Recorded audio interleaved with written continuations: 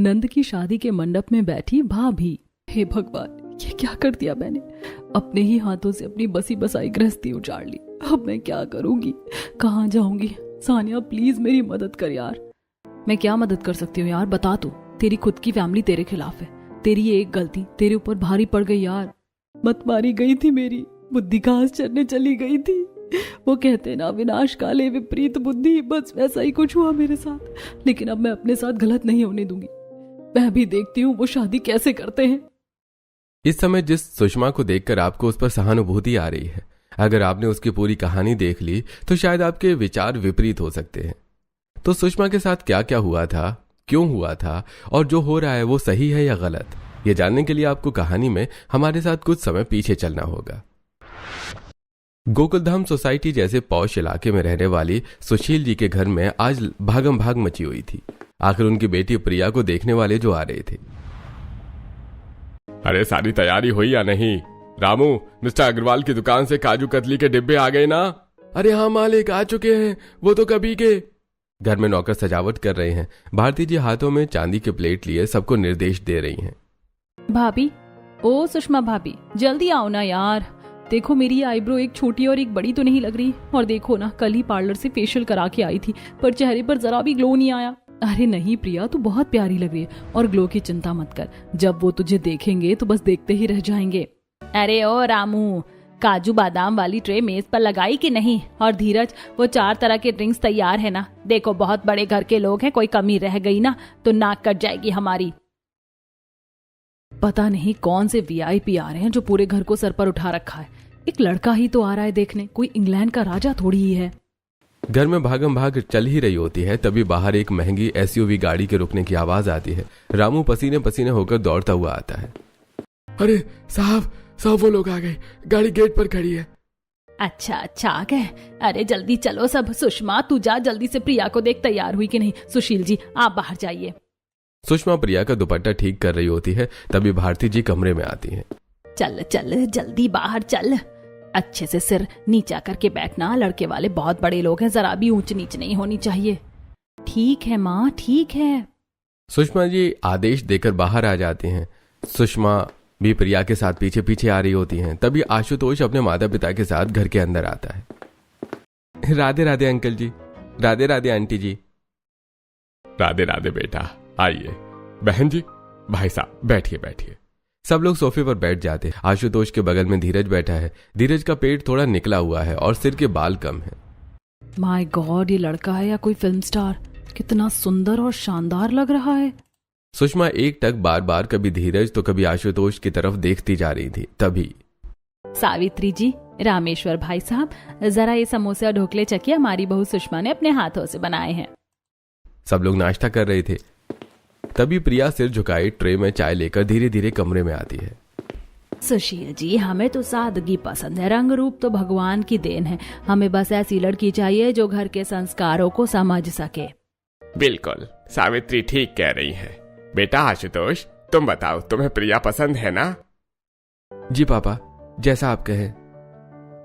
और हमें भी आशुतोष बहुत पसंद है भाई साहब। इतना हीरा जैसा लड़का मिलना किस्मत की बात है। तो समझो प्रिया और आशुतोष की एंगेजमेंट फाइनल। मुबारक हो, आज से हम समझे हुए। हाँ, मुझे भी ये रिश्ता मंजूर है। घर में खुशी की लहर दौड़ जाती है। सब एक दूसरे को मिठाई खिलाते हैं। वाह रे भगवान, ये काली कलूटी प्रिया इतने हैंडसम बंदे के साथ सजेगी, और मैं इतनी सुंदर होकर भी इस आलू जैसे धीरज के साथ सड़ रही हूँ। बात पक्की करके आशुतोष के जाने का समय हो गया है। वो उठकर खड़ा होता है। चलते हैं, एंगेजमेंट पर जल्दी मिलेंगे। आशुतोष के घर वाले विदा लेते हैं। मेहमानों के जाते ही प्रिया पागलों की तरह खुशी से झूम उठती है। वो दौड़कर सुषमा का हाथ पकड़ लेती है और उसे गोल गोल घुमाने लगती है। भाभी देखा आपने, आशुतोष कितना स्मार्ट है ना, कितना हैंडसम, कितना कूल। यार मुझे तो यकीन ही नहीं हो रहा कि वो मेरा होने वाला पति है। कितना सुंदर लग रहा था ना वो क्रीम कलर के कुर्ते में। हाँ देख लिया। अरे भाभी आप ही देखो ना उनकी पर्सनैलिटी, उनकी वो आवाज, मेरी तो लॉटरी लग गई भाभी। सोचो ना, जब मेरी शादी होगी और मैं आशुतोष के साथ खड़ी होंगी तो कितना मजा आएगा। मैं अपनी सारी फ्रेंड्स को फोटो दिखाऊंगी, सब जल जाएंगी। हाँ, किस्मत है तेरी। काश मेरी किस्मत में भी ऐसा ही कोई लड़का होता जिसे देखकर मैं भी ऐसे ही खुशी से उछल पाती। क्या हुआ भाभी, आप कुछ उदास लग रही हो? अरे नहीं, मैं क्यों उदास होंगी। मैं तो बस ये सोच रही हूँ कि बंदर के हाथ में असली मोती लग गया है। अब संभाल के रखना वरना कहीं छिटक ना जाए। अरे भाभी, आप भी ना मजाक करना कभी नहीं छोड़ती। हाँ हाँ ठीक है, अभी पहले चलो कुछ खा पी लो, थोड़ा आराम कर लेते हैं, कल चलेंगे मार्केट शॉपिंग के लिए। अगले दिन प्रिया सुषमा के साथ सगाई का लहंगा खरीदने जाती है। शोरूम में चारों तरफ चमक धमक है। प्रिया और सुषमा महंगे लहंगे देख रही हैं। तभी शोरूम के दरवाजे से आशुतोष अंदर दाखिल होता है। उसने चश्मा लगाया है और बेहद कूल लग रहा है। अरे आशुतोष, आप यहाँ कैसे? सोचा सरप्राइज दे दूं। वैसे भी अपनी होने वाली बीवी की पसंद भी तो देखनी थी। भाभी जी नमस्ते, कैसी हैं आप? नमस्ते आशुतोष, मैं बिल्कुल ठीक हूँ। देखो ना आशुतोष, ये पिंक वाला अच्छा है या वो रेड वाला? अरे भाभी जी आप ही बताइए, आपकी पसंद तो लाजवाब होगी। वैसे भी जो खुद इतना सुंदर हो उसकी पसंद भी तो सुंदर ही होगी ना। हाय, ये कितनी सहजता से मेरी तारीफ कर देता है। और एक वो धीरज है, उसे तो घर की मुर्गी दाल बराबर लगती है। क्या आशुतोष, आप भी ना, आप बस मेरा मजाक उड़ा रहे हो। भाभी मैं तारीफ झूठी थोड़े ना कर रहा हूँ, आप सच में बहुत सुंदर हो। जो सच है वही तो कह रहा हूँ। हाय, ये कितना अच्छा है, देखो कितनी सादगी से तारीफ करता है। लहंगा पसंद करने के बाद सभी शोरूम से बाहर आते हैं और आशुतोष एक कैफे में सभी को ले जाता है। वहां वो बड़े प्यार से एक बोतल खोलकर प्रिया को देता है और दूसरी बोतल सुषमा की तरफ बढ़ाता है।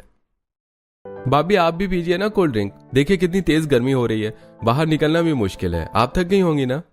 शुक्रिया आशुतोष। अच्छा बताओ प्रिया, गर्मी बहुत है, आइसक्रीम खाओगी? हाँ आशुतोष। हाँ हाँ ठीक है, तुम्हारे लिए स्ट्रॉबेरी बनवा रहा हूँ। और भाभी आप भी बताइए, आपकी पसंद की कौन सी आइसक्रीम है? मैं तो कोई भी खा लूंगी आशुतोष, मुझे सब पसंद है। भैया एक स्ट्रॉबेरी देना और एक बेहतरीन डार्क चॉकलेट आइसक्रीम, क्योंकि मैंने सुना है कि जो लोग दिल के खूबसूरत होते हैं उन्हें चॉकलेट ही भाती है।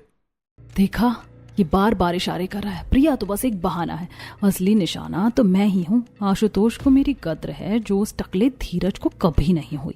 प्रिया और सुषमा खरीदारी करके वापस घर आ जाते हैं। 2 दिन बाद प्रिया और आशुतोष की सगाई होती है। आज तो मैं ऐसी तैयार हुई हूँ कि अच्छे अच्छों की धड़कन रुक जाए। प्रिया तो इस भारी लहंगे में और भी सांवली लग रही है।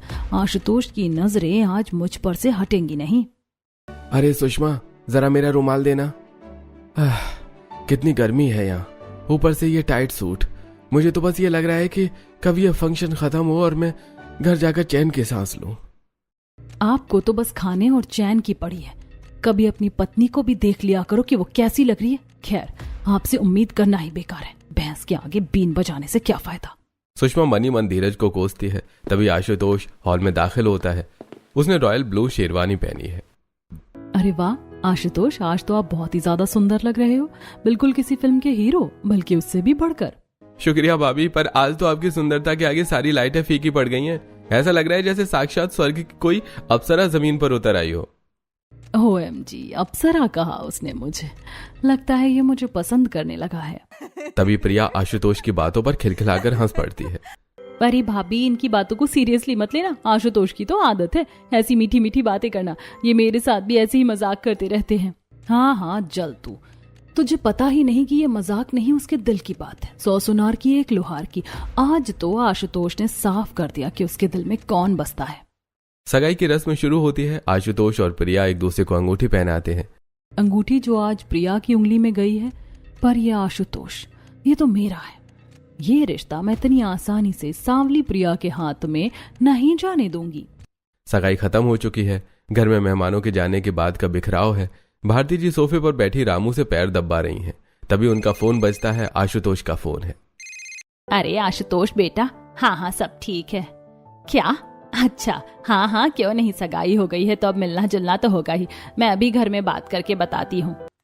फोन रखते ही भारती जी चिंता में कहती हैं, सुनिए जी, आशुतोष का फोन था। वो प्रिया को बाहर घुमाने ले जाना चाहता है। कह रहा था कि थोड़ा वक्त साथ बिता लेंगे तो एक दूसरे को समझ पाएंगे। क्या अभी शादी में वक्त है भारती? ऐसे अकेले कैसे भेज दे? हमारे खानदान में आज तक कोई लड़की शादी से पहले ऐसे बाहर नहीं गई। मोहल्ले वाले देखेंगे तो क्या कहेंगे? पापा सही कह रहे हैं, हमारे यहाँ ये सब नहीं चलेगा।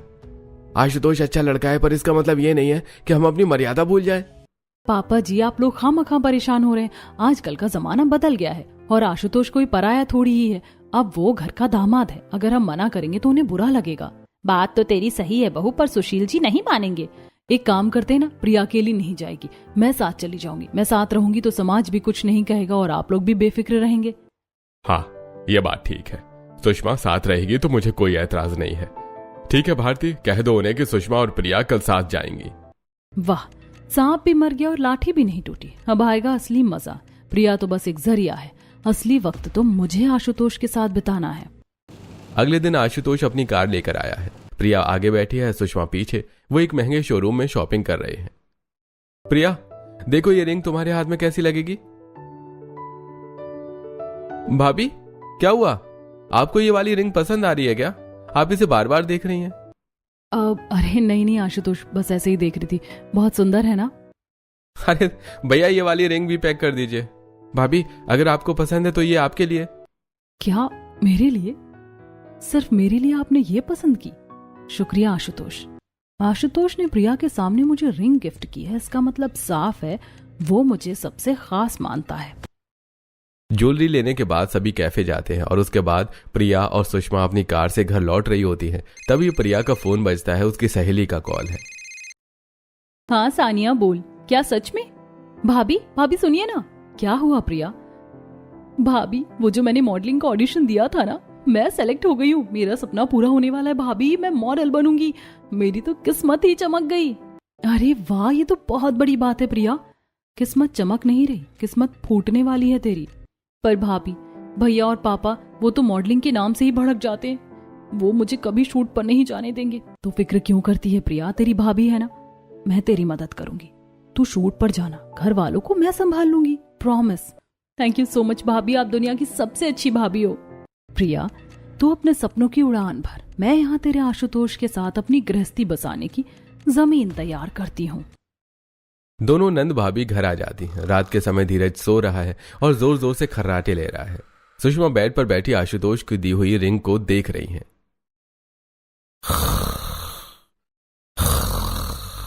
चुप हो जाओ, इस इंसान के साथ रहना मतलब नरक में रहने जैसा है। कहाँ वो आशुतोष जो इतनी परवाह करता है, और कहाँ ये खर्राटे की मशीन। सुषमा रजाई के अंदर छुपकर आशुतोष को फोन मिलाती है। हेलो भाभी, इतनी रात को फोन, सब ठीक तो है ना? अरे परेशान मत हो आशुतोष, बस नींद नहीं आ रही थी तो सोचा आपसे बात कर लूं। वैसे क्या कर रहे हो, खाना खा लिया? हाँ भाभी, बस अभी खाना खाकर लेटा था। आप भी सो जाइए अब। और ये भाभी भाभी कहना छोड़ दो आशुतोष, हम उम्र के हैं, दोस्त की तरह बात करो ना। अरे नहीं भाभी, रिश्तों की मर्यादा तो रखनी पड़ती है ना। आखिर आप मेरी होने वाली पत्नी की भी भाभी हो ना। हाय, कितना स्वीट है ये। सुषमा फोन रखती है और अपने पति धीरज की तरफ देखती है, जो नींद में अपना पेट खुजला रहा है। कहाँ वो राजकुमार जैसा आशुतोष, और कहाँ ये भालू, इसे तो तमीज भी नहीं है। भगवान ने मेरी जोड़ी इसके साथ बनाकर मेरा अपमान किया है। कांच के टुकड़ों को हीरा समझकर उम्र गुजार दी। अब असली जौहरी मिला है तो उसे हाथ से जाने नहीं दूंगी। अगले दिन सुषमा अपनी सहेली किंजल से मिल रही है। सानिया सुषमा को आशुतोष की फोटो दिखाती है। क्या बात है सुषमा, आशुतोष तो सच में बहुत कूल और सॉलिड बंदा है। तू तो हमेशा से ऐसा ही पति चाहती थी ना, पर किस्मत देखो, तुझे मिला धीरज और प्रिया को मिल गया ये हीरा। हाँ यार किंजल, तू तो जानती है मेरे घर वालों को, उनकी मर्जी के आगे मेरी एक नहीं चली। पर अब तू देखना, मतलब तू क्या करना चाहती है? मंजिल तक पहुंचने के लिए अगर रास्ता बदलना पड़े तो मैं पूरा नक्शा ही बदल दूंगी। सुषमा घर लौटती है, उसके दिमाग में सानिया की बात गूंज रही है। वो गुस्से में आईने के सामने खड़ी हो जाती है और खुद को गौर से देखती है। मेरी किस्मत बुरी कैसे हो सकती है? मैं इतनी सुंदर हूँ, इतनी सलीकेदार हूँ, मेरी किस्मत इस सांवली प्रिया से खराब कैसे हो सकती है? तभी धीरज कमरे में आता है। वो बनियान पहने है, उसके हाथ में तेल की शीशी है और वो अपने टकले सिर पर मालिश कर रहा है। अरे सुषमा, आ गई तुम? अरे जरा मेरे सिर में थोड़ा तेल लगा दो ना, बहुत दर्द हो रहा है। और हाँ, आज खाने में क्या बना है? जी, कहाँ वो आशुतोष जो सूट बूट में राजकुमार लगता है, और कहाँ ये इंसान। खुद लगा लो तेल, मेरा सिर पहले से ही फटा जा रहा है, और खाना जो बना है खा लेना। क्या हुआ सुषमा, आजकल तुम बात बात पर उखड़ क्यों जाती हो? उखड़ूंगी नहीं तो क्या आरती उतारूंगी? मेरी जिंदगी नरक बना दी है आप लोगों ने। उसी रात सुषमा आशुतोष को मैसेज करती है। उसी रात सुषमा खिड़की के पास खड़ी चांद को देख रही है और मनी मन आशुतोष के ख्यालों में खोई है। काश आशुतोष से प्रिया की जगह मेरी शादी हो रही होती, या काश भगवान ने मुझे उससे पहले मिलवाया होता। कितना शानदार जीवन होता मेरा। तभी धीरज पीछे से आता है और सुषमा के कंधे पर हाथ रखता है। सुषमा चौंक जाती है। अरे क्या हुआ सुषमा, अकेले अकेले खड़ी क्या सोच रही हो? किसका इंतजार है? अरे आप तो डरा ही देते हैं। कुछ नहीं, बस ऐसे ही हवा खा रही थी। चलिए सो जाइए अब। अरे इतनी जल्दी क्या है सोने की? सगाई के बाद से तुम कुछ बदली बदली सी लग रही हो। मुझे बहुत थकान है और सिर में भी दर्द है। प्लीज मुझे सोने दीजिए और उधर मुंह करके सोइए। पता नहीं क्या बात है, लगता है नंद की शादी की भागदौड़ और काम के बोझ की वजह से बेचारी परेशान और फ्रस्ट्रेट हो गई है। कल इसके लिए कुछ अच्छा लेकर आऊंगा। अगले दिन प्रिया चोरी छिपे अपने मॉडलिंग पोर्टफोलियो की फाइल देख रही है। सुषमा पीछे से आती है। प्रिया सुन, आज दोपहर को घर पर कोई नहीं होगा। सब लोग बुआ जी के यहाँ जा रहे हैं। तेरा वो शूट आज ही है ना? हाँ भाभी, आज दोपहर को 2 बजे बुलाया है, पर मैं जाऊंगी कैसे? अगर किसी ने देख लिया तो? तू जा, मैं पीछे से संभाल लूंगी। और सुन, आशुतोष को इस बारे में कुछ मत बताना, वरना वो भी मना कर सकता है। जब तू बड़ी मॉडल बन जाएगी तब उसे सरप्राइज देंगे। आप सच में फरिश्ता हो भाभी। इसी तरह दिन गुजरते हैं। एक तरफ प्रिया अपनी मॉडलिंग शूट के लिए ऑडिशंस देती रहती है, वहीं दूसरी तरफ घर में शादी की तैयारियां चल रही होती हैं। आज प्रिया की हल्दी थी। घर में मेहमानों का आना जाना शुरू हो गया है। भारती जी और सुषमा जी सजी हुई थालियों में हल्दी, मेहंदी और कपड़ों की मैचिंग कर रही हैं। घर में हलवाई मेन्यू डिस्कस कर रहे हैं। सुषमा बहू, देख तो जरा, आशुतोष के घर से जो हल्दी आई है कितनी शुद्ध है। इसकी खुशबू ही बता रही है कि रिश्ता कितना पक्का है। जल्दी से इसे अंदर रखते, फिर प्रिया के उबटन की तैयारी करनी है। जी माँ जी, मैं अभी अंदर रख कर आती हूँ। आशुतोष की खुशबू इस हल्दी में है तो ये प्रिया के बदन पर कैसे लग सकती है? लोग कहते हैं दूल्हे की उतरी हुई हल्दी दुल्हन को लगती है, पर आशुतोष, तुम्हारी इस हल्दी पर सबसे पहले हक मेरा है। सुषमा हल्दी अपने दोनों गालों पर प्यार से रगड़ लेती है और आंखें बंद कर लेती है, जैसे आशुतोष उसे छू रहा हो। काश ये मेरे नाम की हल्दी होती, पर कोई बात नहीं, मेरे चेहरे पर तो लग गई ना। अब मैं तुम्हारी हो गई। तभी बाहर से नंद, प्रिया और सहेली सानिया की आवाज आती है और दरवाजा खटखटाया जाता है। भाभी, ओ भाभी, दरवाजा खोलिए ना, माँ हल्दी मांग रही हैं। आप अंदर क्या कर रही हैं? आई प्रिया, बस अभी आई। वो तेजी से पल्लू से अपने गालों की हल्दी पोंछती है और हल्की सी पीला हट रह जाती है। क्या बात है सुषमा, तेरे चेहरे पर ये पीलापन कैसा? तू इतनी पसीने पसीने क्यों हो रही है? अरे यार कुछ नहीं, वो हल्दी की गांठ पीस रही थी ना, तो थोड़ी उड़कर गालों पर लग गई और कमरे में उमस बहुत थी, बस उसी को साफ कर रही थी। अरे भाभी, आप भी ना काम के चक्कर में खुद को ही पीला कर लिया। चलिए, अब मेरी रस्म का टाइम हो रहा है। तो भले ही रस्म कर ले प्रिया, पर आशुतोष की हल्दी का असली रंग तो मेरे खून में मिल चुका है। इसके बाद हंसी खुशी प्रिया की हल्दी होती है। अगले दिन प्रिया की मेहंदी की ढोलक बज रही है, औरतें नाच रही हैं। प्रिया के हाथों में आशुतोष के घर से आई मेहंदी लगाई जा रही है। सुषमा पास ही बैठी है, उसकी आंखें प्रिया के हाथ पर रची मेहंदी को देख रही हैं। इस मेहंदी पर आशुतोष का नाम लिखा है, ये प्रिया के हाथों पर कैसे सज सकती है? सुषमा जानबूझकर उठने का नाटक करती है और अपना हाथ जोर से प्रिया के रंगे हुए हाथ पर मार देती है। प्रिया की मेहंदी पूरी तरह खराब होकर सुषमा की हथेली पर लग जाती है। हाय भाभी, ये क्या किया? मेरी पूरी मेहंदी खराब हो गई। देखिए, सारा डिजाइन बिगड़ गया। अरे सॉरी प्रिया, मेरा पैर फिसल गया था। प्रिया अपनी मेहंदी डिजाइनर से जैसे तैसे अपनी मेहंदी को ठीक करवाती है। उसके बाद शादी का दिन आ जाता है। घर में शहनाई बज रही है। प्रिया का भारी लाल जोड़ा और जरदोजी की चुनरी बेड पर रखी हुई है। सुषमा कमरे में अकेली है। कितना सुंदर जोड़ा है, काश ये आज मेरे बदन पर सजता। सुषमा वो भारी चुनरी अपने सिर पर ओढ़ लेती है और आईने में खुद को देखती है। वो बिल्कुल एक नई दुल्हन जैसी लग रही है। देखो आशुतोष, तुम्हारी असली दुल्हन तो मैं हूँ। ये चुनरी, ये रंग सब मुझ पर ही खिलता है। उस सांवली प्रिया पर तो ये बोझ लगेगा। तभी प्रिया अपने मेकअप आर्टिस्ट के साथ कमरे में आती है।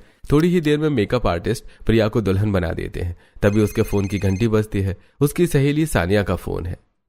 हाँ सानिया बोल, अभी तो मैं तैयार हो रही हूँ, फेरों का वक्त होने वाला है। प्रिया तो अभी के अभी निकल सकती है क्या? वो जो तेरा मॉडलिंग कॉन्ट्रैक्ट था ना, उसका इंटरनेशनल कॉन्सर्ट और शूट आज रात का ही है। अगर तू अभी नहीं पहुंची तो वो तुझे ब्लैकलिस्ट कर देंगे और तेरा करियर शुरू होने से पहले ही खत्म हो जाएगा। क्या? आज रात? पर सानिया, आज मेरी शादी है, मैं कैसे आ सकती हूँ?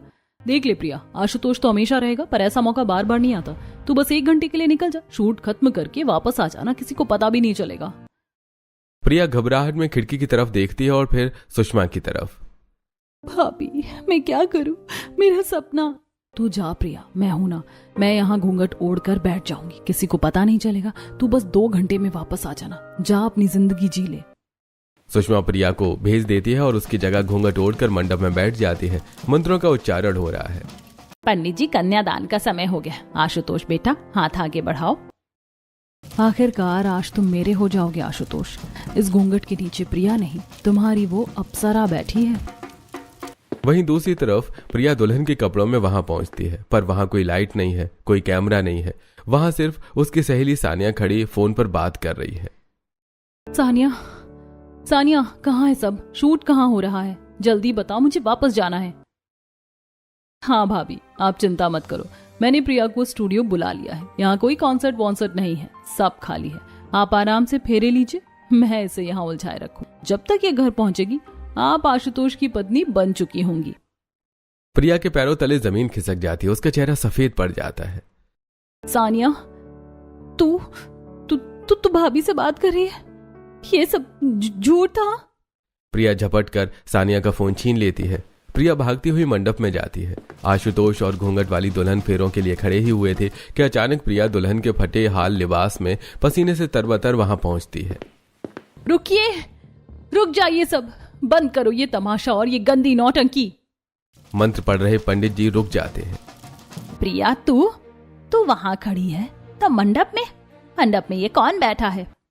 वहां वो बैठी है माँ, जिसे मैंने अपनी सगी बहन से बढ़कर माना था। क्या कर रही हो भाभी?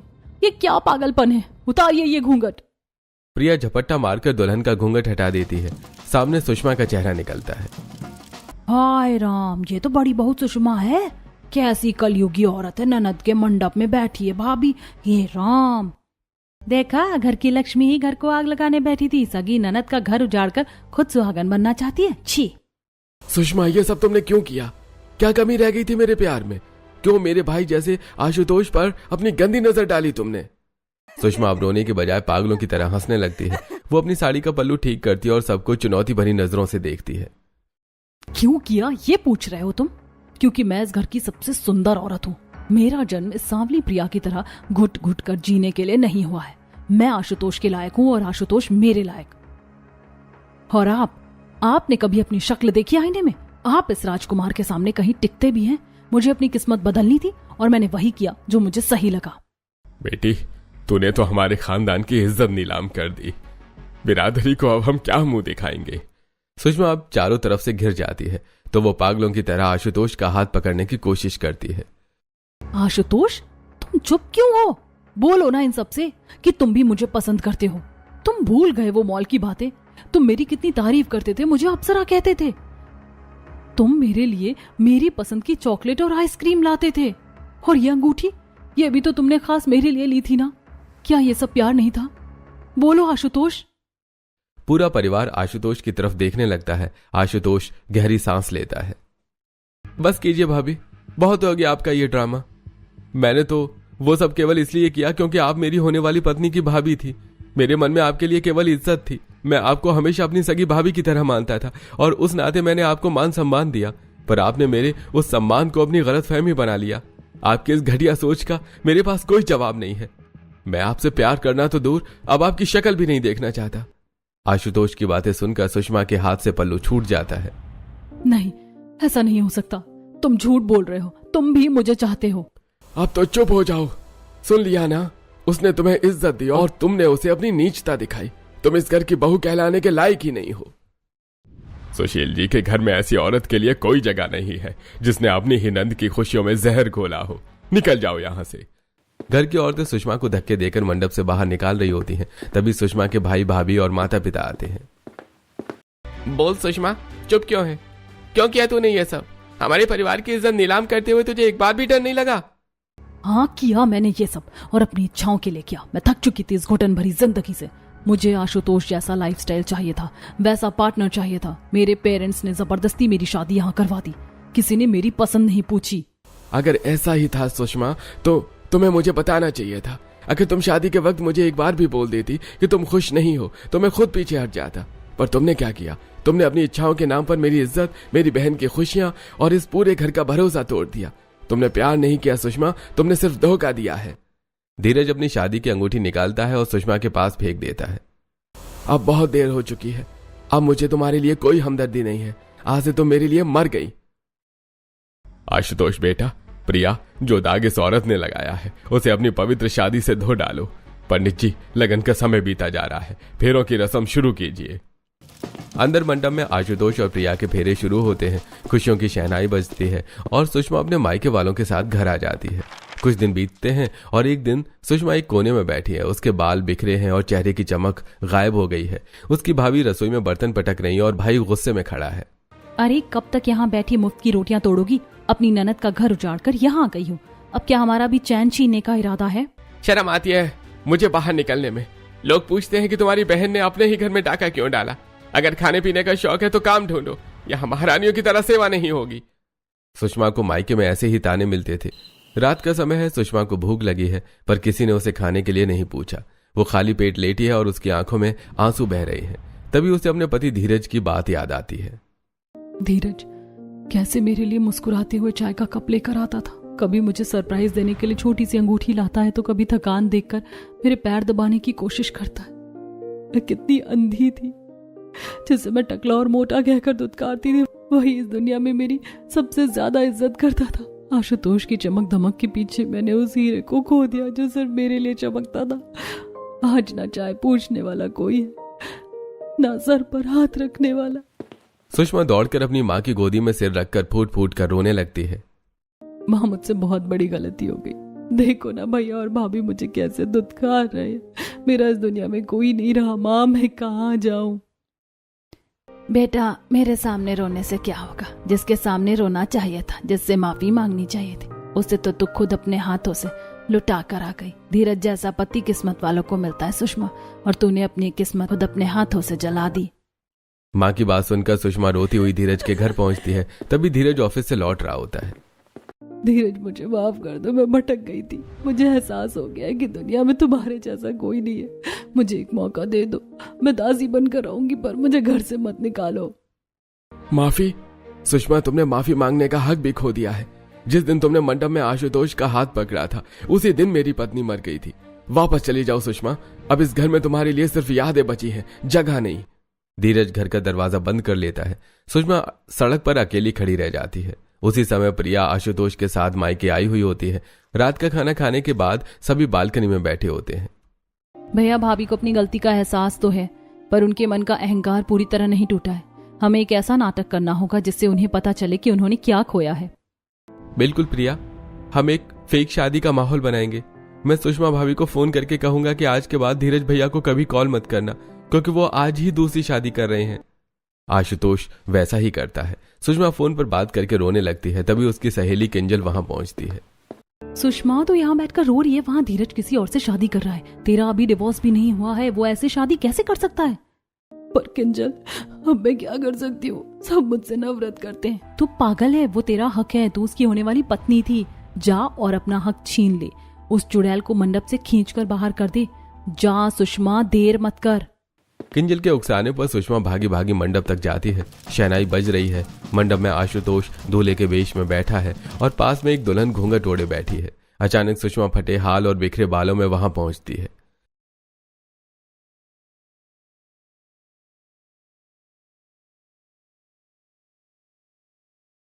सुषमा उस दुल्हन को धक्का देती और उसका घूंघट झटके से उठा देती है। जैसे घूंघट उठता है, सुषमा के होश उड़ जाते हैं। दुल्हन के लिबास में कोई लड़की नहीं बल्कि धीरज का एक दोस्त बैठा है जो मूंछों पर ताव दे रहा है। अरे भाभी, क्यों? कैसी लगा मैं? धीरज, प्रिया, आशुतोष और सुषमा के माता पिता भी पीछे से निकल कर आ जाते हैं और ताली बजाकर हंसने लगते हैं। आपकी अकल ठिकाने लगाने के लिए हमें यह नाटक करना पड़ा भाभी। हम देखना चाहते थे कि आप अपनी गलती मानती हैं या अब भी दूसरों की खुशियां छीनने की कोशिश करती हैं। सुषमा शर्मिंदगी से झुक जाती है। उसके माता पिता आगे बढ़ते हैं। बेटी, हमने धीरज और इन बच्चों के साथ मिलकर ये सब किया ताकि तू समझ सके कि सुंदरता चेहरे में नहीं, नियति में होती है। मुझे माफ कर दो धीरज, मैं आशुतोष के पीछे नहीं अपनी झूठी शान के पीछे भाग रही थी। मुझे एहसास हो गया है कि मेरी असली जगह तुम्हारे पास है। मैं एक अच्छी पत्नी और अच्छी बहू बनकर रहूंगी। अगर ये एहसास सच्चा है सुषमा, तो इस घर के दरवाजे तुम्हारे लिए हमेशा खुले हैं। पर याद रखना, भरोसा कमाना पड़ता है, छीना नहीं जाता। इसके बाद सुषमा और धीरज की फिर से शादी होती है। तभी क्या अब भी आपको लगता है कि बाहरी खूबसूरती ही सबसे ज्यादा अहम होती है, या फिर अंदरूनी फिक्र और प्यार? कमेंट करके बताइए।